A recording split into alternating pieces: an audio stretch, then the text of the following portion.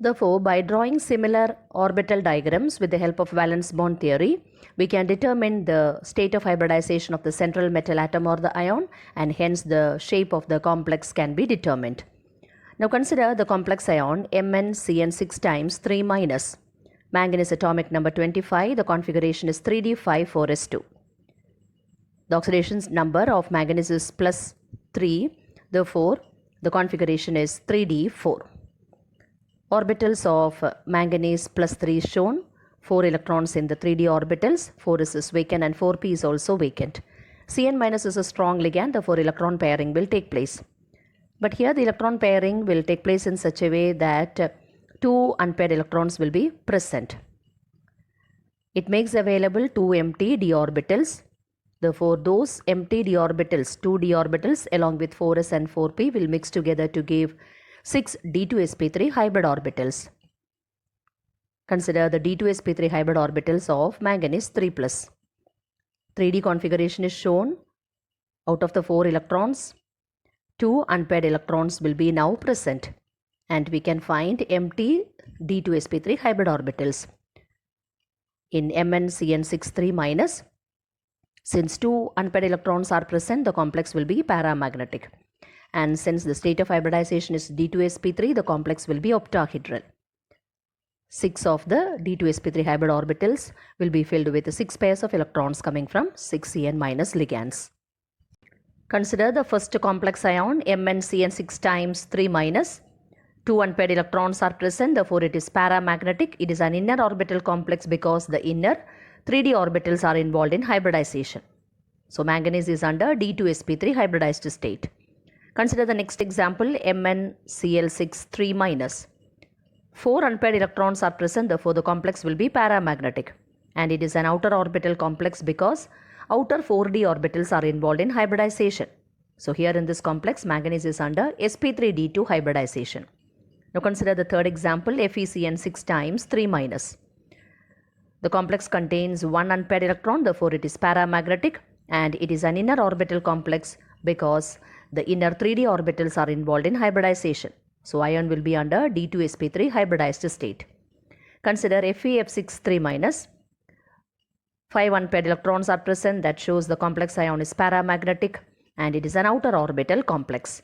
COF6 3 minus contains 4 unpaired electrons, therefore it is paramagnetic and it is also an outer orbital complex. COC2O4 thrice 3 minus is diamagnetic, which shows that unpaired electrons are not present in this complex ion. It is an inner orbital complex since the inner 3d orbitals are involved in hybridization. So if the hybridization is either d2sp3 or sp3d2, the complex will be octahedral. What are the limitations of valence bond theory? It involves a number of assumptions. It does not give quantitative interpretation of magnetic data, and it does not explain the color exhibited by coordination compounds. It does not give a quantitative interpretation of the thermodynamic or kinetic stabilities of coordination compounds, and it does not make exact predictions regarding the tetrahedral and square planar structures of complexes. It does not distinguish between weak and strong ligands. Now consider the diagram which shows the splitting of d orbitals in an octahedral crystal field. Consider the free metal ion. All the 5d orbitals are degenerate. That means all the 5d orbitals have the same energy. The 5d orbitals are dx square minus y square, dz square, dxy, dxz and dyz. In a spherical crystal field, the degeneracy will be lifted. But in an octahedral crystal field, the splitting of d orbitals takes place, and as a result of which we get two sets of d orbitals known as T2g orbitals and Eg orbitals.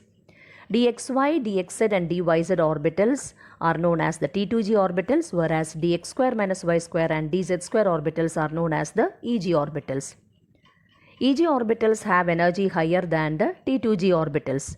It is because in the case of dx square minus y square and dz square orbitals, the lobes are oriented along the axis and the ligands also approach in the same direction. So due to greater repulsion, the energy of the dx square minus y square and dz square orbitals will be raised. Whereas in the case of T2g orbitals, that is dxy, dxz and dyz orbitals, the lobes are in between the axis. So there will not be much interaction with the ligands, and hence their energy will be lowered. So this is how the splitting of d orbitals takes place in an octahedral crystal field. The energy of the Eg orbitals will be raised by 3 by 5 del octahedral, whereas that of T2g orbitals will be decreased by 2 by 5 del octahedral. The splitting of the degenerate d orbitals of the metal ion due to the presence of ligands in a definite geometry is known as crystal field splitting. The energy separation in the case of octahedral field is known as del octahedral. The energy of the two Eg orbitals will increase by 3 by 5 del octahedral, and the energy of 3 T2g orbitals will decrease by 2 by 5 del octahedral. Next we shall discuss about spectrochemical series. It is a series in which the ligands are arranged in the increasing order of strength. It is based on the absorption of light by complexes with different ligands. So in the series we find that the halides are weak field ligands, whereas ammonia, En, Cn- carbon monoxide are strong ligands. Consider a metal ion with D4 configuration in an octahedral field. If del octahedral is less than pairing energy, then the configuration according to crystal field theory will be T2G3Eg1. So from the configuration it is clear that 4 unpaired electrons will be present. Electron pairing will not take place, and hence the ligand will be a weak ligand. 4 unpaired electrons will be present, and hence the complex will be a high spin complex. Now consider the second case. It is D4 configuration, but del octahedral is greater than pairing energy.